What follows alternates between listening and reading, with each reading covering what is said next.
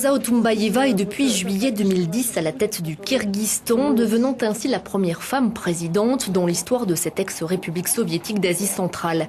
Diplômée en philosophie, elle a une solide expérience diplomatique. Ministre des Affaires étrangères à plusieurs reprises, elle a été ambassadrice aux États-Unis et aux Nations Unies. Elle a déclaré la guerre à la corruption, au nationalisme et au radicalisme religieux.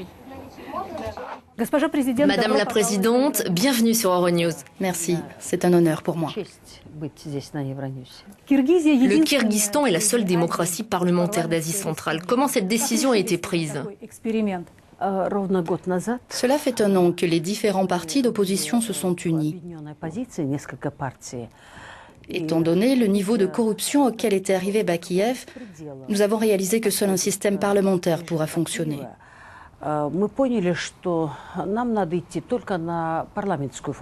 Aujourd'hui, avec ce système en place, nous savons qu'il existe encore des risques et que nous devons faire face à de nombreux défis.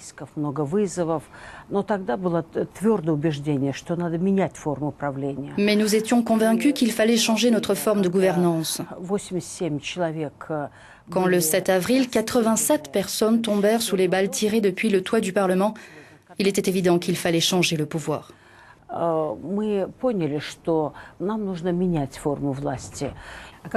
Quelles mesures allez-vous prendre en ce qui concerne l'ancien président Bakiev ? Il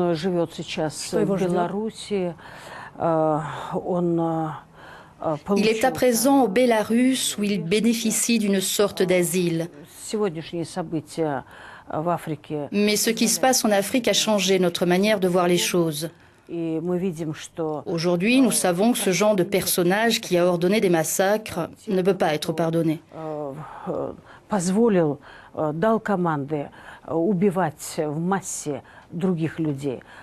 Vous souhaitez donc son extradition ?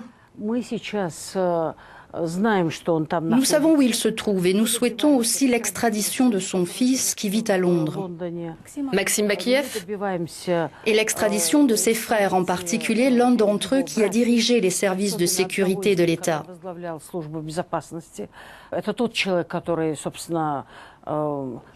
Il est impliqué dans toutes les atrocités qui ont eu lieu dans le pays. Nous prenons en compte le fait que beaucoup de nos requêtes continuent à être ignorées par certains pays.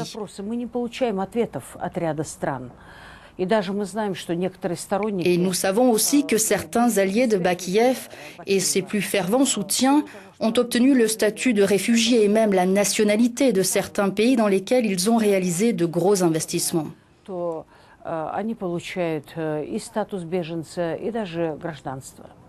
Vous faites référence aux révolutions dans certains pays arabes. Selon votre expérience, que pourriez-vous conseiller au nouveau gouvernement de ces pays pour éviter qu'ils ne plongent dans une corruption pire que les précédentes ?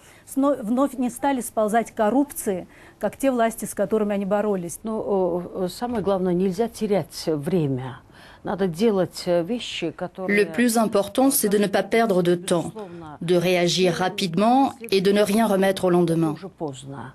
Quand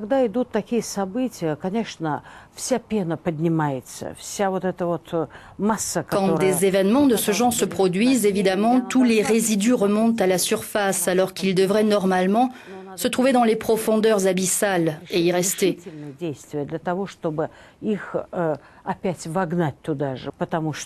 Nous avons besoin de prendre des décisions très rapides pour que ces résidus retournent là où ils étaient parce qu'une société dominée par les criminels ou sous l'influence de la criminalité n'a pas d'avenir. Il faut avoir un programme clair et ferme sur cela. Le peuple va soutenir le pouvoir, les nouvelles forces qui voudront réellement nettoyer leur pays de tout cela. Le Kirghizistan est le seul pays au monde dans lequel sont installées à la fois des bases militaires russes et américaines. Cette coexistence n'est-elle pas problématique ? C'est la réalité politique actuelle du Kirghizistan. Bien sûr, de l'extérieur, cela peut sembler paradoxal. Mais nous menons une politique claire et compréhensible à ce sujet.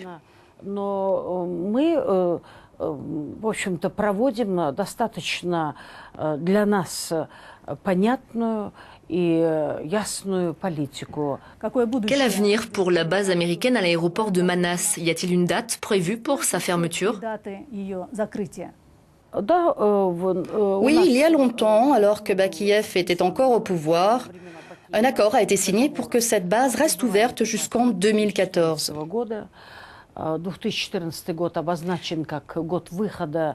C'est une année de retrait de toutes les forces de l'OTAN d'Afghanistan.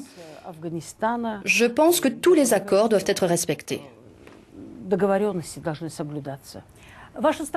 Kyrgyzstan est considéré comme un pays où convergent les intérêts géopolitiques de 3 pays, la Russie, la Chine et les États-Unis. Quelle est la ligne principale de votre politique extérieure? Je pense que nous devons prendre en considération les intérêts de tous ces pays, qui sont des partenaires très importants. Et ce n'est pas forcément négatif, c'est un avantage. Nous avons une situation stratégique très importante en Asie et les intérêts de ces 3 pays convergent sur notre territoire. Alors nous essayons d'en tirer profit.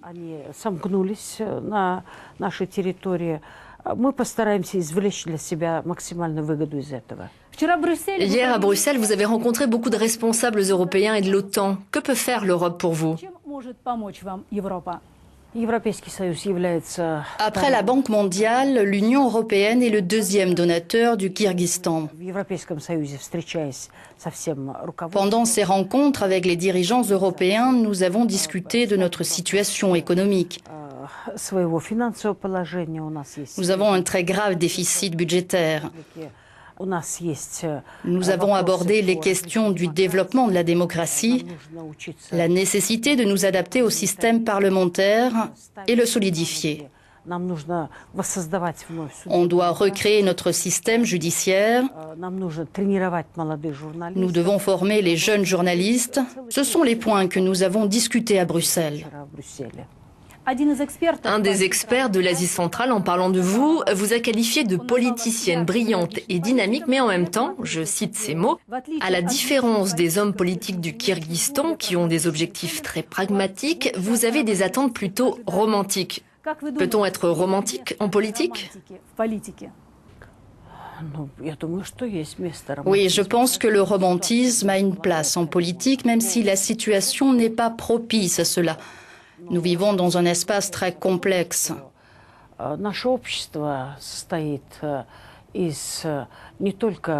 Mais le romantisme existe parce que la société n'est pas formée seulement de révolutionnaires, mais aussi de poètes, d'économistes pragmatiques, de jeunes, de femmes dont les cœurs sont pleins d'espoir et de rêves. Nous voulons tous que notre société avance, nous voulons un avenir meilleur pour nos enfants. C'est pour eux que vous avez écrit dans votre blog, si on arrêtait de parler de politique pour lire un peu de poésie? Oui, je dois bien l'avouer. Госпожа президент, благодарю вас за интервью. Спасибо большое. Спасибо вам.